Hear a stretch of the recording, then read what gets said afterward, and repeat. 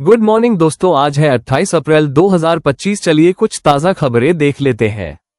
आगे देखिए, पाकिस्तान की मांग है कि पहलगाम हमले की जांच में चीन और रूस को भी शामिल किया जाए। पीटीआई के मुताबिक पाकिस्तान के रक्षा मंत्री ख्वाजा आसिफ ने रूसी मीडिया रिया नोवोस्ती को दिए इंटरव्यू में कहा कि इंटरनेशनल टीम जांच करे कि भारत के पीएम मोदी सच बोल रहे हैं या झूठ। आगे देखिए, एनसीईआरटी ने क्लास 7वीं की किताबों के सिलेबस में बदलाव किया है। हिस्ट्री, जियोग्राफी की टेक्स्ट बुक से मुगल सल्तनत और दिल्ली सल्तनत के टॉपिक्स हटा दिए गए हैं, जबकि महाकुंभ समेत गवर्नमेंट इनिशिएटिव जैसे मेक इन इंडिया और बेटी बचाओ बेटी पढ़ाओ को किताबों में जोड़ा गया है। आगे देखिए, ईसाई कैथोलिक धर्मगुरु पोप फ्रांसिस का शनिवार को रोम के सांता मारिया में अंतिम संस्कार किया गया। उनकी कब्र की पहली तस्वीर सामने आ गई है, जिस पर एक सफेद गुलाब रखा हुआ है। बड़ी संख्या में लोग पोप का मकबरा देखने के लिए पहुंच रहे हैं। कल सांता मारिया के मैग्योरे बेसिलिका में उनका शव दफनाया गया। आगे देखिए, एमपी के मंदसौर में इको वैन बाइक से टकराकर कुएं में गिर गई। हादसे में मृतकों की संख्या 10 से बढ़कर 12 हो गई है। इनमें बाइक सवार और कार सवारों को बचाने के लिए कुएं में उतरा ग्रामीण मनोहर सिंह भी शामिल है। शवों को कुएं से निकालने के लिए एसडीईआरएफ की टीम को भी मौके पर बुलाया गया। टीम रस्सियों के सहारे कुएं में उतरी और लोगों को बचाने गए मनोहर सिंह की लाश को निकाला। वहीं क्रेन की मदद से वैन भी निकाली जा चुकी है। कुएं में 8 से 10 फीट पानी बचा है, जिसे मोटर के जरिए निकाला जा रहा है। कुआं खाली होने के बाद ही कंफर्म हो पाएगा कि अब कोई लाश कुएं में है या नहीं। घायलों में शामिल 3 साल की बच्ची समेत 4 लोगों को रेस्क्यू करके मंदसौर जिला अस्पताल में भर्ती कराया गया है। बाइक सवार की पहचान आबाखेड़ी निवासी गोबर सिंह के तौर पर हुई है। हादसा जिले के नारायणगढ़ थाना क्षेत्र में बूढ़ा टकरावत फंटे में रविवार दोपहर करीब 1:15 बजे हुआ। वैन में 14 लोग सवार थे, जो उज्जैन जिले के उन्हेल से नीमच जिले के मनासा क्षेत्र के आंतरी माता मंदिर दर्शन के लिए जा रहे थे। आगे देखिए, कई बार सेक्सुअल हैरेसमेंट के आरोपों का सामना कर चुके साजिद खान पर टीवी एक्ट्रेस नवीना बोले ने संगीन आरोप लगाए हैं। नवीना ने हाल ही में एक इंटरव्यू में खुलासा किया है कि साजिद ने एक बार उन्हें घर बुलाया था और उनसे कपड़े उतारने को कहा था। आगे देखिए, आखिरकार 3 इडियट्स वाले रैंचो के स्कूल को सीबीएसई बोर्ड की ओर से मान्यता मिल ही गई है। लद्दाख के द्रुक पद्मा कापो स्कूल को करीब 20 साल पहले शुरू किया गया था, लेकिन सीबीएसई बोर्ड बार बार स्कूल के लिए मान्यता की मांग को रिजेक्ट करता रहा। आमिर खान की 2009 में आई फिल्म 3 इडियट्स के जरिए फेमस हुआ ये स्कूल अभी तक Jammu Kashmir state board of school education से एफिलिएटेड था। आगे देखिए, कर्नाटक के सीएम सिद्धारमैया ने पहलगाम हमले पर दिए अपने बयान पर सफाई दी है। उन्होंने 26 अप्रैल को कहा था कि हम पाकिस्तान से युद्ध के पक्ष में नहीं है।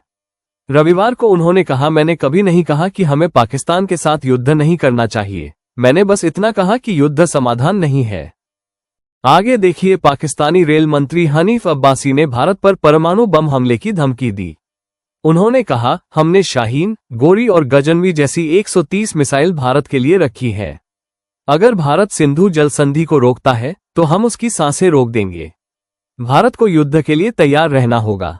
पाकिस्तान के परमाणु हथियार सजाने के लिए नहीं रखे हैं, बल्कि हमने देश भर में परमाणु हथियार कई ठिकानों पर छिपा रखे हैं। अब्बासी ने कहा कि हमारी मिसाइलों का निशाना भारत की तरफ है। ये बात भारत भी जानता है कि हमारे पास हथियार है, इसलिए वो हम पर हमला नहीं कर रहा है। आगे देखिए, राणा सांगा को गद्दार कहने वाले सपा सांसद रामजीलाल सुमन के काफिले पर रविवार को हमला हो गया। रामजीलाल सुमन 20 गाड़ियों के काफिले के साथ आगरा से बुलंदशहर जा रहे थे। अलीगढ़ के खेरेश्वर चौराहे पर क्षत्रिय समाज के कुछ युवा सड़क पर उतर आए। सांसद के खिलाफ नारेबाजी करने लगे। इस पर काफिले की गाड़ियां तेजी से भागने लगीं। इससे करीब 500 मीटर आगे जाकर काफिले की 5 गाड़ियां आपस में टकरा गईं। इस पूरी घटना में 6-7 लोग चोटिल हो गए। आगे देखिए, विशाखापट्टनम के रघु इंजीनियरिंग कॉलेज का एक वीडियो तेजी से वायरल हो रहा है। इसमें एक छात्रा एक फीमेल लेक्चरर के साथ मारपीट करती नजर आ रही है। इतना ही नहीं, छात्रा ने पहले टीचर को डराने के लिए अपनी चप्पल उतारी और फिर वही चप्पल टीचर के जड़ने लगी। मामला दमकी के नजदीक रघु इंजीनियरिंग कॉलेज का है। Student Gurugubelli Venkat Lakshmi electronics and communication से सेकंड ईयर की पढ़ाई कर रही है। जानकारी के अनुसार छात्रा क्लास में अपने मोबाइल पर तेज आवाज में बात कर रही थी। इस पर कॉलेज की एक टीचर ने छात्रा का मोबाइल ले लिया, जिससे वो नाराज हो गई। आगे देखिए हरियाणा के फरीदाबाद में युवक 50 लाख की ऑडी कार से दूध सप्लाई कर रहा है। वो रोजाना करीब 120 लीटर दूध फरीदाबाद की कॉलोनियों के घरों में पहुंचाता है, जिसके लिए उसे करीब 60 किलोमीटर तक गाड़ी चलानी पड़ती है।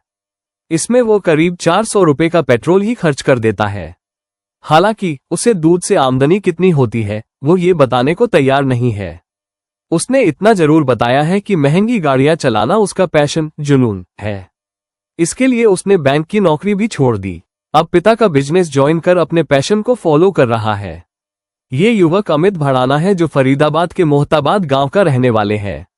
ऑडी से पहले वो 8 लाख रुपए की हार्ले डेविडसन बाइक पर दूध देने जाता था। आगे देखिए पंजाब के फिरोजपुर में 23 अप्रैल को गलती से बॉर्डर क्रॉस करने पर पाकिस्तानी सेना ने बीएसएफ जवान को गिरफ्तार कर लिया था। इस गिरफ्तारी को अब 80 घंटे से अधिक बीत चुके हैं, लेकिन बीएसएफ जवान की रिहाई नहीं हो सकी है।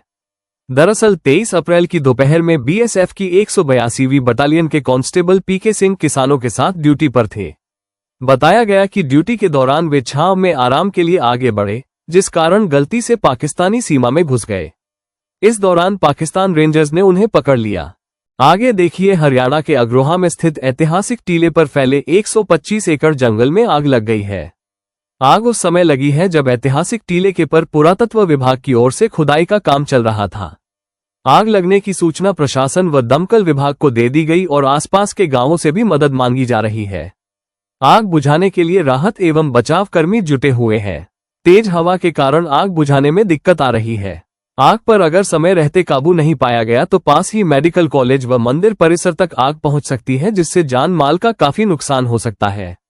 अग्रोहा थाना प्रभारी का कहना है कि फायर ब्रिगेड गाड़ियां मौके पर है, लेकिन हादसा स्थल दमकल की गाड़ियां पहुंच नहीं पा रही है। आसपास के गांव में अनाउंसमेंट करवाया है। सभी ग्रामवासी ट्रैक्टर से टैंकरों में पानी लेकर टीले पर पहुंच रहे हैं ताकि आग पर काबू पाया जा सके। आगे देखिए पाकिस्तान के रक्षा मंत्री ख्वाजा आसिफ ने British news channel the sky को एक इंटरव्यू दिया, जिसे लेकर अब वे सुर्खियों में बने हुए हैं। इस इंटरव्यू में ख्वाजा आसिफ ने माना कि पाकिस्तान 30 साल से आतंकवादियों का समर्थन कर रहा है और उन्हें ट्रेनिंग दे रहा है। उन्होंने कहा कि वे अमेरिका और पश्चिमी देशों के लिए ये गंदा काम कर रहे हैं। ख्वाजा आसिफ ने यह भी माना कि आतंकियों का समर्थन करना या ट्रेनिंग देना बड़ी गलती थी। हम इसकी सजा भुगत रहे हैं। पहलगाम मामले को लेकर ख्वाजा आसिफ ने कहा कि पहलगाम हमले के लिए पाकिस्तान नहीं बल्कि भारत दोषी है। यदि भारत हमारे खिलाफ कोई एक्शन लेता है तो पाकिस्तान उसका उसी तरह जवाब देगा। इसी के साथ उन्होंने कहा कि दुनिया को चिंतित होना चाहिए क्योंकि दोनों ही देशों भारत और पाकिस्तान के पास परमाणु हथियार है। आगे देखिए जयपुर एयरपोर्ट पर एनआरआई उद्योगपति वासु श्रॉफ की 35 लाख की घड़ी उतरवाने वाले मामले में 4 अफसरों पर एक्शन लिया गया है। कस्टम विभाग ने जयपुर एयरपोर्ट पर कार्यरत सहायक आयुक्त, assistant commissioner Rajeev Kumar Singh, Premraj Meena, Shankar Raman BP और आर के मीना का जयपुर से ट्रांसफर कर दिया है। बिजनेसमैन वासु श्रॉफ के इस पूरे मामले पर नाराजगी जाहिर करने के बाद केंद्र के अधिकारी भी एक्टिव हो गए थे। उन्होंने इस पूरे मामले पर संज्ञान लिया। सूत्रों के अनुसार कस्टम विभाग ने वासु श्रॉफ के साथ हुई बदसलूकी के मामले में जयपुर से 4 अधिकारियों का ट्रांसफर किया है। कस्टम आयुक्त ने कुल 16 सहायक आयुक्त और उपायुक्तों के ट्रांसफर किए हैं। दरअसल रीगल ग्रुप के चेयरमैन वासु श्रॉफ को जयपुर एयरपोर्ट पर लगभग 5 घंटे तक जांच के नाम पर व्हीलचेयर पर बैठाकर रखा था। उन्हें टॉयलेट तक नहीं जाने दिया था। आगे देखिए केंद्रीय कानून मंत्रालय ने अन्य मिनिस्ट्री को निर्देश जारी किए हैं। इसमें अवमानना, अनादर के पेंडिंग मामलों में कोर्ट को समय पर जवाब देने को कहा गया है, जिससे अवमानना कार्रवाइयों को रोका जा सके। देश भर की अदालतों में केंद्र सरकार से जुड़े लगभग 1.50 लाख अवमानना, अनादर के मामले पेंडिंग है। मंत्रालय ने कहा मिनिस्ट्री और उनके विभागों में केस को संभालने वाले कई अधिकारी कानून के क्षेत्र में योग्यता नहीं रखते हैं। इसके कारण कानूनी समझ की कमी और ज्युडिशियल निर्देश के जवाब देने में देरी होती है। यही वजह है जिसके कारण विभागों के प्रमुखों के खिलाफ केस दर्ज होते हैं। दरअसल बजट सत्र के दौरान लोकसभा में केंद्रीय कानून मंत्री अर्जुन राम मेघवाल लिखित जवाब दाखिल किया था। इसमें कहा गया था कि अदालत के आदेशों को लागू करने की जिम्मेदारी संबंधित मिनिस्ट्री और विभागों पर है। आगे देखिए पंडाल में बड़ी संख्या में भक्त जमा है। तभी मंच पर 21-22 साल का एक युवक आता है और तभी सामने बैठे लोग जयकारे लगाने लगते हैं। युवक के बोलने का तरीका, शब्दों का चयन, पहनावा, यहाँ तक कि गले में पहनी माला, पैरों में कड़े और हाथ में छोटी गदा भी बिल्कुल धीरेन्द्र शास्त्री जैसा ही। दरबार लगाने की शैली, आवाज का उतार चढ़ाव और भक्तों से बातचीत करने का ढंग भी वैसा ही। लेकिन बाबा बिना किताब के हनुमान चालीसा तक नहीं सुना पा।